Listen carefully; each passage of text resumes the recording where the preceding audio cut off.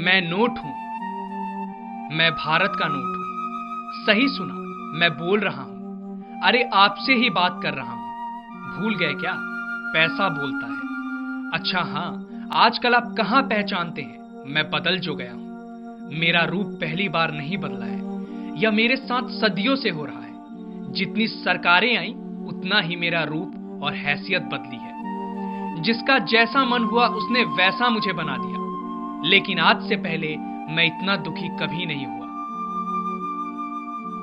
आज मैं आपको अपने जीवन के कुछ पहलू से रूबरू कराता हूं। मेरा जन्म 19वीं शताब्दी में हुआ था।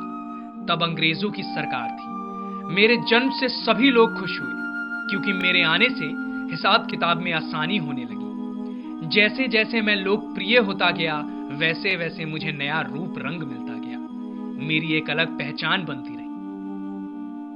मैंने कई दौर देखे हैं। ब्रिटिश राज में मेरी कीमत तय की गई। मैं तब सिर्फ नोट नहीं रह गया था।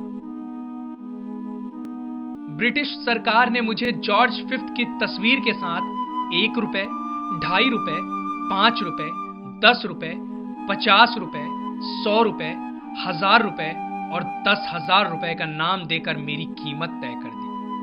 तब से कुछ ऐसा दिखता था। 1935 में जब रिजर्व बैंक की स्थापना के बाद कुछ बदलाव के साथ मुझे बाजार में 5 रुपए के नोट के रूप में उतारा गया, फिर मैं 10 रुपए, 100 रुपए, 1000 रुपए और 10,000 रुपए का नोट बनकर आया। अब मैं जॉर्ज सिक्स्थ की तस्वीर और second governor sir James Taylor के हस्ताक्षर के साथ आया।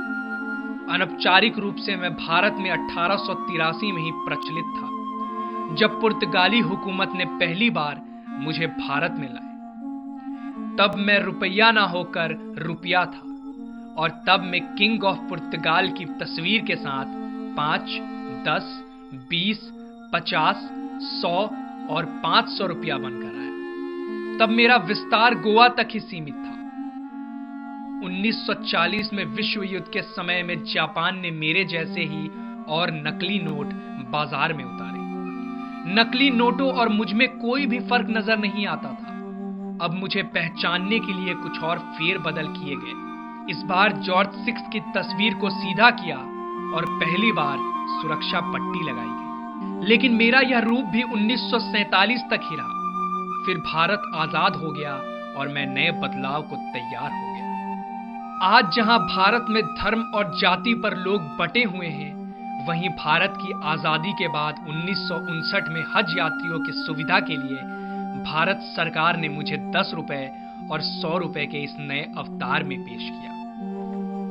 आजादी के बाद 1969 रिजर्व बैंक ने मुझे पूर्ण रूप से भारतीय नोट बना दिया। एक तरह से तब मेरी यानी नोट की गांधीगिरी शुरू हुई।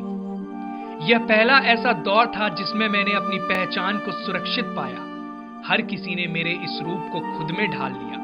नेता से लेकर अभिनेता, रंग से राजा, सबको मैं पसंद आया। इतने सालों में मेरे साथ शून्य लगते रहे। मेरी कीमत बढ़ी, मेरी शक्ल भी कुछ हद तक बदली। फिर भी मैं खुश था, क्योंकि अब भी मैं लोगों के सुख दुख का साथी था। लोग मुझे पाकर खुश हो जाते थे। यह कुछ दिन पहले की ही तो बात है, जब मैं 500 और 1000 का नोट था। मुझे लोग पहले ही नकलबाजों की वजह से शक की नजर से देखते थे। अब तो मेरा रंग रूप ही बदल गया। आज भी मेरे साथ शून्य लगा है, लेकिन आज मैं खुश नहीं हूं, क्योंकि मैं अपनी पहचान भूल गया हूं। मैंने जब भी अपना रूप बदला है, लोगों में मुझे पाने की होड़ लग जाती थी। वैसे होड़ तो आज भी है बैंकों और एटीएम के बाहर लाइनों में, लेकिन लोग खुश नहीं हैं, परेशान हैं, मर रहे हैं।